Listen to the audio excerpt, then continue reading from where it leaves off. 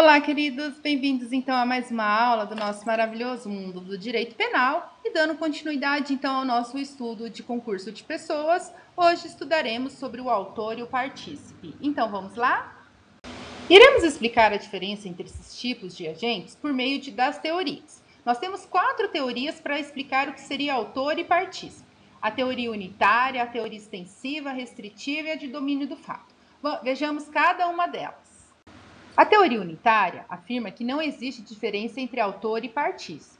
Para essa teoria, então, todos que participarem do crime serão considerados autores, seja cometendo ou colaborando, e, portanto, irão receber a mesma pena. Na teoria extensiva, não existe diferença entre autor e partícipe, mas cada um será penalizado conforme a sua culpabilidade. Então, essa teoria entende que todos que cometeram ou participaram do crime são, de alguma forma, autores. Então, seja cometendo ou colaborando. Mas ela admite penas diferentes conforme a relevância da colaboração, ou seja, conforme a culpabilidade de cada um dos agentes. Então, ela já é um pouquinho mais, por isso que ela chama extensiva, ela já abrange algo a mais dentro dessa teoria. Agora, temos a teoria restritiva.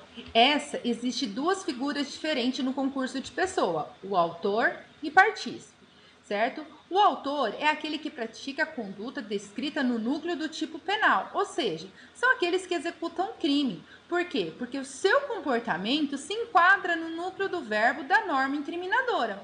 Por exemplo, no homicídio, lá do artigo 121, autor é quem mata, é quem desfere os tiros, é quem desfere as facadas. No furto, no artigo 155, o autor é quem furta, quem subtrai, aquele que coloca a mão no bolso e tira o dinheiro da pessoa, entendeu? Isso é o autor, ele executa o verbo. No homicídio, o matar, e no furto, o subtrair.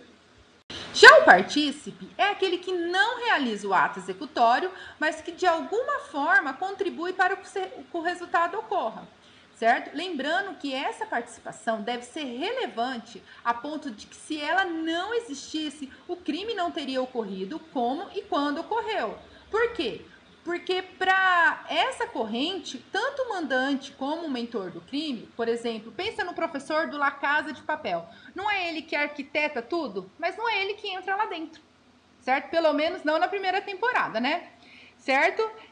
Mas para essa corrente, ele é um partícipe. Embora ele tenha uma relevância, certo? É tão relevante a presença dele a ponto de que se ele não estivesse ali, o crime não teria acontecido lá, né?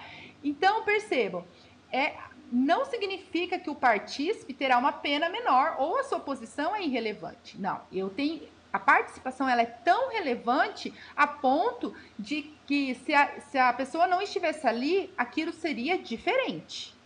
E a última teoria, então, é a teoria do domínio do fato. Para essa teoria, continua existindo as duas figuras diferentes do concurso de pessoas, o autor e o partícipe. Para ela, autor não é só aquele que pratica a conduta descrita no tipo penal, mas é aquele também que tem um controle pleno. Controle pleno, como assim? É a pessoa que tem o poder de decisão, ou seja, é o mentor do delito, aquele que pode decidir interromper ou até mesmo determinar a circunstância da execução. Para essa teoria, então, o professor do La Casa de Papel não seria mais partícipe, e sim autor. Por quê? Porque partícipe para ela é aquele que não realiza o ato executório e nem tem o poder de decisão, mas que de alguma forma contribui para que o resultado ocorra.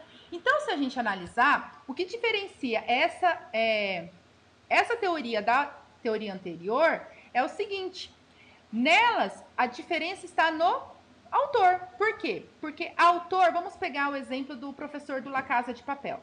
Para a teoria, então, restritiva, o autor seria quem? O autor seria aquele que só executa, então seria as outras pessoas. O professor, naquela situação, ele é considerado partícipe.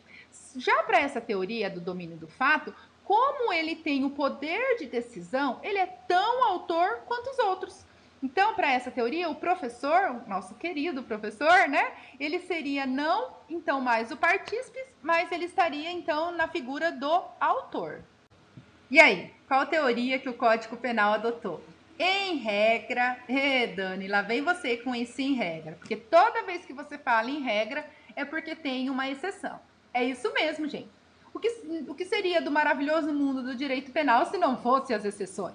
Então, em regra, o Código Penal adotou a teoria restritiva. Isso porque, além da figura do autor, nós podemos encontrar, por exemplo, lá no artigo 29, parágrafo 1º, a participação de menor importância, lá no artigo 31, que fala sobre a participação impunível. Então, a gente nota que existem duas figuras distintas, o autor e o partícipe. E como exceção, ele adotou a teoria do domínio do fato, mas para a figura do autor mediato. Estudaremos nas próximas aulas sobre essa figura, que não realiza a conduta, mas é punido como autor. Agora, gente, como mandante do crime, o Código Penal não autoriza a aplicação dessa teoria, da teoria do domínio do fato, certo? Por quê? Porque os doutrinadores entendem que não é possível a gente determinar com clareza, certo? Na maioria dos casos, se a pessoa possui ou não o controle pleno da situação. Pensa na seguinte situação, ó.